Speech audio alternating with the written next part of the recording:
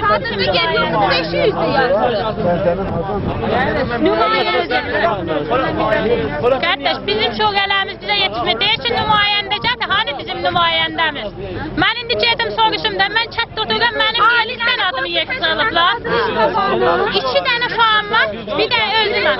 Gedəndə deyirlər ki, oğlanlarım, dəynəyə gətirin, bunlar əzin apart, mən dövlətə bir qoş verəcəyəm, bunları müddəşir edəcəyim. İndi mən şoğalərdə söz dedim, 2 oğlar da mənə tohun eləyibsə olubdur, mən ona nə deyim?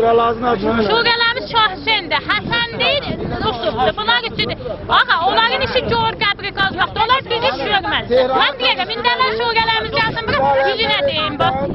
İndi Hilal Əhməddən zaten gəldir sizin yanınıza. Qardaş, gəliblər, verirlər, indi də gələnləriyə, qardaş.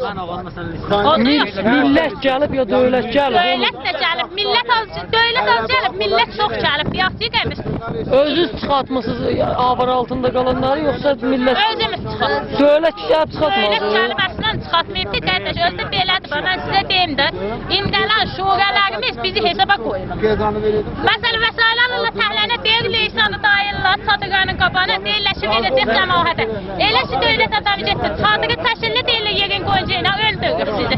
Mən nə deyim, o nəhləli məzənə xəylaniyyətə oynayır, mənim ehtiyacım olmasa, ceyb onlardan vəsail istərəm, ehtiyacım var, istəyirəm. Laləhmər də götür, desinlər. Laləhmər yetişib sizə ya yox? Yetişibdir, Laləhmərəm burada. Yetişib, yox, hamısından aldım.